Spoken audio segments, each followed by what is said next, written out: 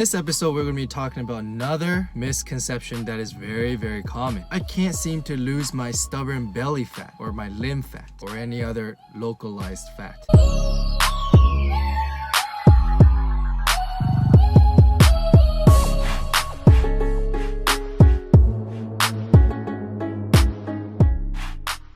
Now, this concept is called spot reduction. And overall, I think that there are some people who understand this concept, that in the bigger scheme of things, spot reduction doesn't really exist. Now, where did this idea come from? I think that this idea came from the fact that when you do an exercise such as crunches, you'll feel the burn from doing these exercises. And a lot of people will mistakenly think that that burn is burning the fat in that area. The fact is that the burn that you experience is really just lactic acid buildup from doing an anaerobic exercise. And what is anaerobic exercise? I'll leave that for another video to explain. But in this video, I want to be talking about spot reduction and why that is not really a practical way to go. But it still blows my mind how many people still believe in spot reduction. I can say that majority of my new students would tell me, Andy, my goal is to lose belly fat, or I have a lot of fat, here in the limbs and in the thighs. I just want to lose that and I'll be good. And when they're training with me,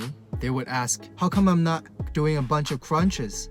Or how come I'm not training legs or training my arms? I want to lose fat here, remember? All right, so this is the truth. Okay, for the most part, we can't control where your body draws fat. So first of all, what is fat stores?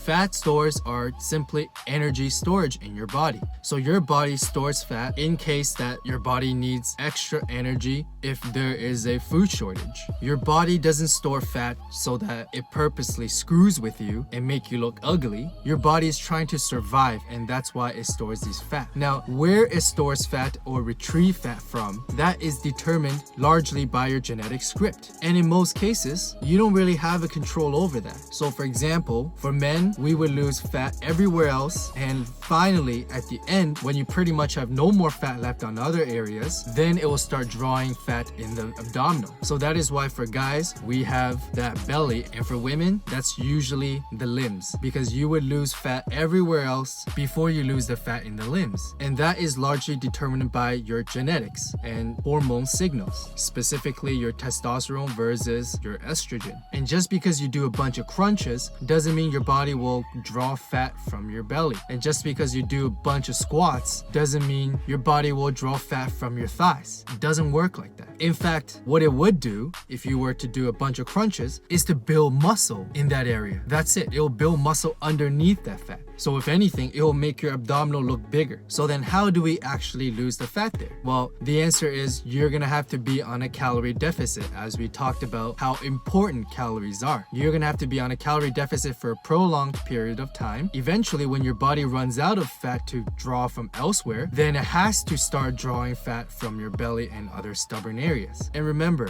the feeling of burn from a workout is not related to fat burn. Those two things have literally nothing to do with each other. And I think for the most part, we should just stick with the simple truth of be on a calorie deficit, work out, and be patient.